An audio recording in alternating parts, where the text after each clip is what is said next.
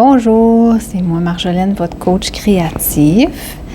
Bienvenue dans cette 13e vidéo. Donc, on commence notre deuxième moitié pour notre mandala de l'Avent. Aujourd'hui, en fait, je pense qu'à partir de maintenant, dans cette deuxième partie, on va travailler le relief, les couleurs. Alors, je me suis armée tout simplement de ces trois outils-là. J'ai récupéré mes 2 crayons gel et le crayon, soit le crayon de plomb ou ici un crayon noir. Je vais utiliser les faces parce que avant de jouer avec l'ombrage, je vais enlever vraiment toutes les traces de mes cercles que j'avais tracés au départ, toutes mes lignes guides. Je vais les enlever avant d'ajouter le graphite.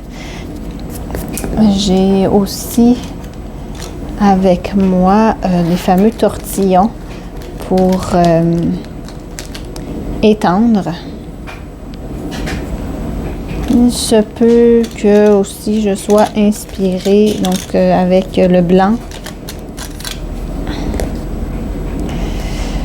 C'est pas mal les seules choses dont je crois avoir besoin d'ici la fin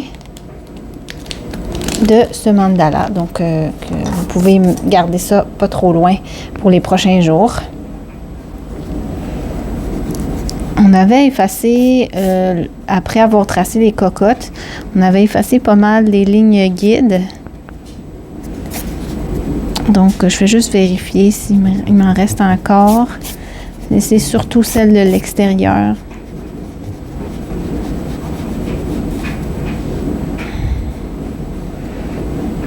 Alors, comme je vous dis, je n'ai aucune idée pour l'instant d'où on s'en va. Je vais retirer mes petits déchets. Je ne sais pas encore non plus. Là, à la fin, il faudra voir dans quel sens on veut mettre la feuille. Qu'est-ce qui est le haut, le bas de mon mandala. Ce qui est magique avec le cercle, on peut changer de direction.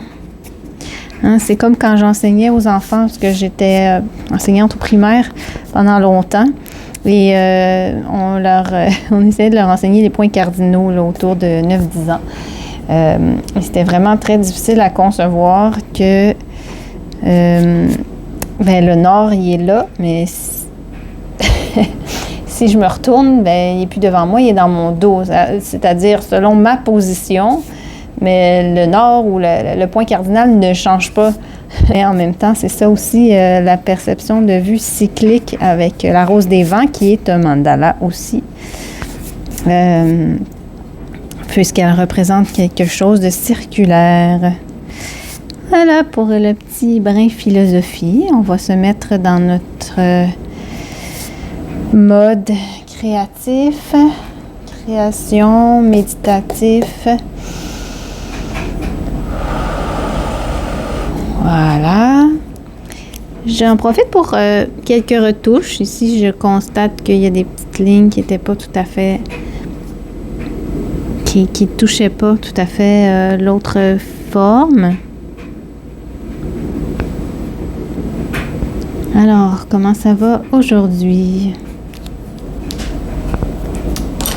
Je pars du centre. Voilà. C'est comme ça que je me sens en ce moment. Je vais revenir vers le centre, puis je vais développer l'ombrage. Je me garde ça pour la fin. C'est mon bonbon, parce qu'il y a beaucoup de jeux, il y a beaucoup de place pour inventer.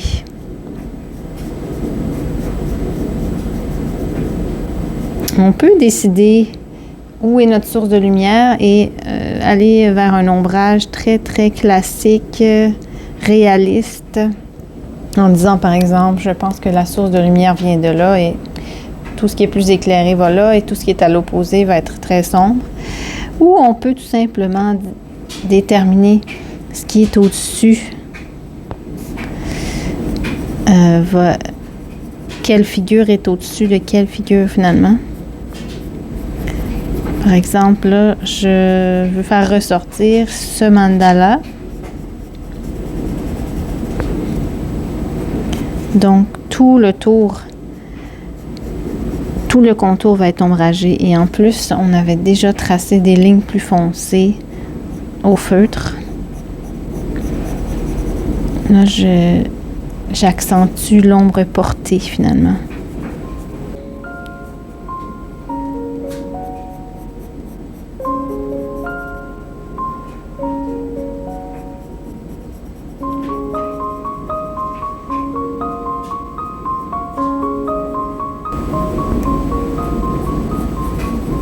Je constate que ce n'est pas si simple de dessiner et parler en même temps.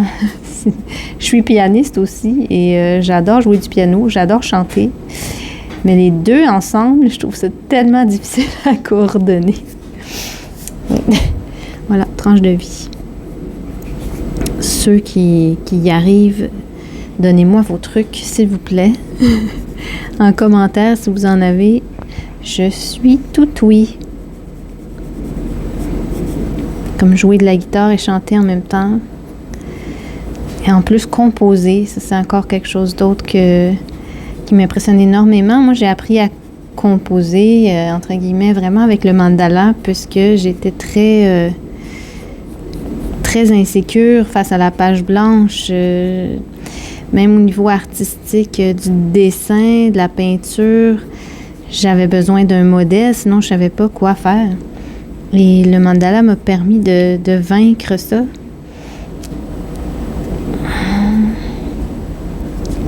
Donc ici, on a accentué un peu. Je souhaite aussi que ce cercle soit au-dessus de tout le reste qui est derrière. Donc, je vais aussi le mettre en valeur. Ça va avec le fait que je l'ai tracé aussi avec une ligne si épaisse au feutre noir.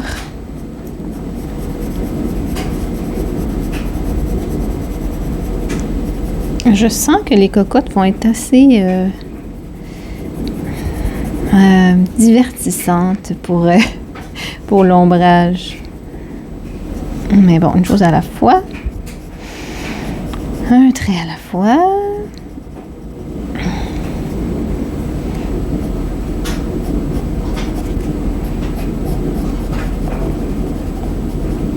Pour cette étape, prendre un peu de recul aussi, ça fait du bien. Je vais tortillonner. Non, ça n'existe pas ce mot.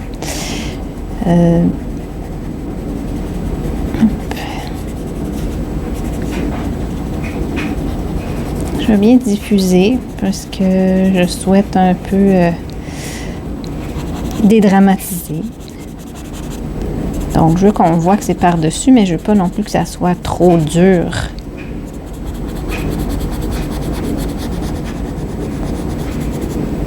Je suis en train de me dire qu'ici, j'aurais peut-être voulu de la couleur. Ce qui fait que mon ombrage va être un peu dans les jambes. Mais on va voir. On va voir. Avec ce crayon, on peut toujours effacer un peu, tricher.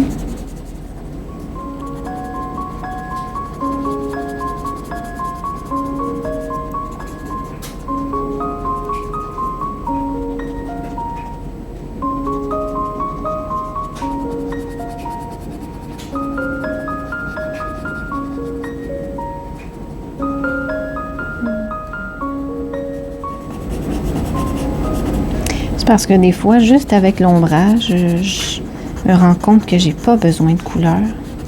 Je trouve que ça fait trop. C'est pour ça que j'ai beaucoup de mandalas qui sont vraiment juste en noir et blanc.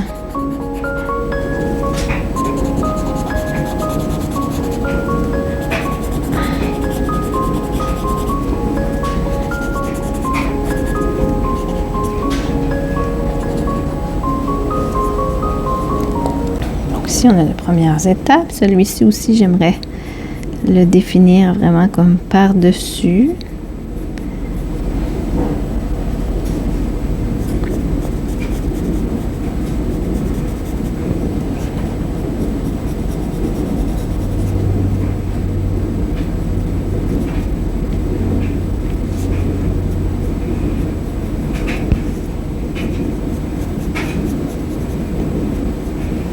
Vous voyez que cette pointe-là n'est pas aiguisée, n'est pas vraiment pointue. Parce que justement, mon but, c'est de disperser les pigments. Je veux pas une ligne précise, puisque je vais l'estomper.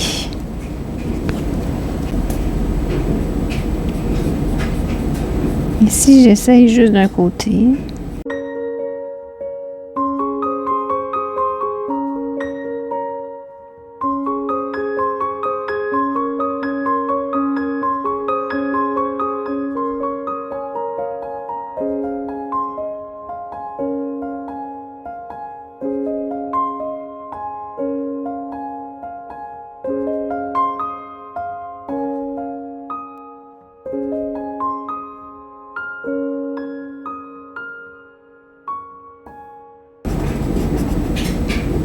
Mon tortillon est assez fin. Ça me permet de faire des ombres plus délicates.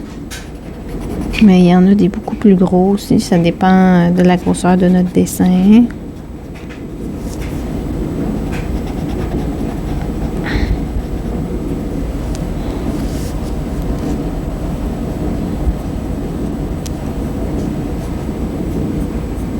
Je vais repasser ici aussi, puisque j'avais déjà mis au feutre noir plus épais. Donc, je vais juste renforcer ce choix.